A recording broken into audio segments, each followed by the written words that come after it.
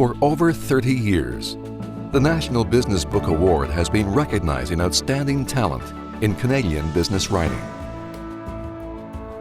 PwC Canada and BMO Financial Group, along with media sponsor The Globe and Mail and magazine media sponsor The Walrus, are proud sponsors of the $30,000 award. Looking at the award's 31-year history, Canada's rich business past shines through the personalities, organizations, and topics covered in the winning books. Biographies about the Steinbergs, McLaughlins, Reichmans, and Dave Nichol teach us about the genius and trappings of making it big.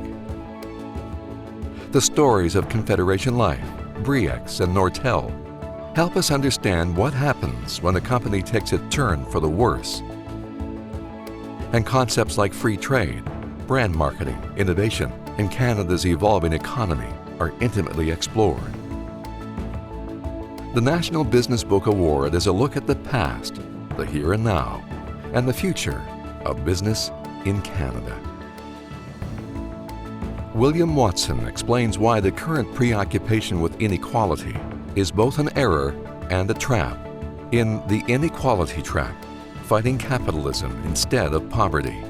Well, the inequality trap is about inequality, and the problem that I think we face in society now that we're getting obsessed with inequality.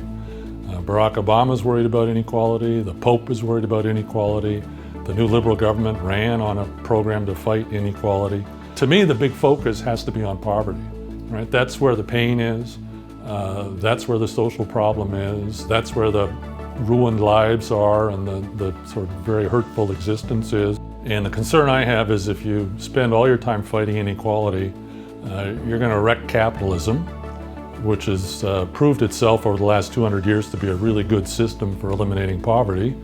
And that's going to make it hard to eliminate poverty. Modern Western democratic countries are not pushing towards communism, but I think they're more fixated with the shares of the pies that people have rather than the size of the pie. Poverty is what we really should be worried about, not the fact that somebody at the top end may be doing relatively better than we are. In Losing the Signal, the spectacular rise and fall of Blackberry, Jacquie McNish and Sean Silcoff cover the rise of research in motion and the transformative technology that changed the way people everywhere communicate with one another. Losing the Signal is the improbable story of a startup in Kitchener-Waterloo that was fighting for its existence and had the audacity of thinking that it could join the race for creating a mobile data communications device and triumph where others had failed. How did this little company that started above a bagel store in Waterloo grow to become a $20 billion giant that changed the way we communicate and toppled other giants? How did this company fall so quickly and so far?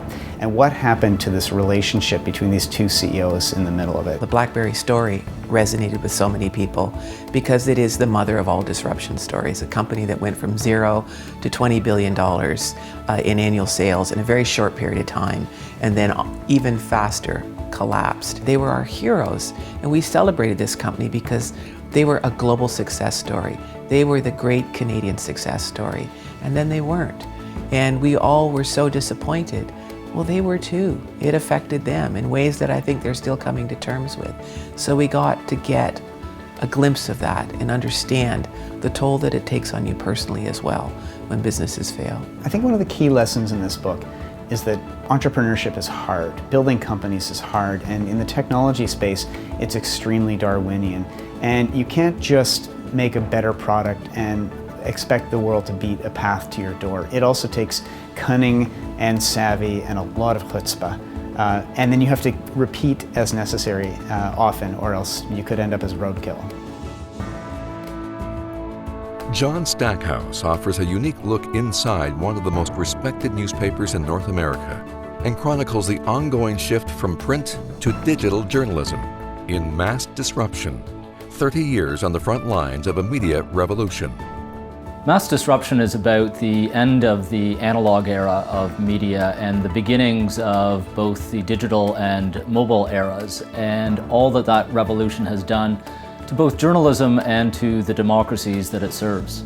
One of the most direct costs of the digital revolution for media has been the diminishment of resources for journalism, and particularly for newspapers. I explore in the book the importance of newspapers the world over to the broader ecosystem of journalism. The bulk of serious independent journalism still comes from newspapers, and newspapers have been wickedly assaulted by a change in their revenue model. There are fewer jobs for serious journalists right across the continent, and we're seeing the impact of that on communities big and small. Too many media organizations have relied on short-term capital because in many cases that was the only capital they could find, but they weren't able to make the investments that media need to see themselves through this revolution. It's going to take many years, maybe another decade, for business models to be firmly established, and that takes very patient capital.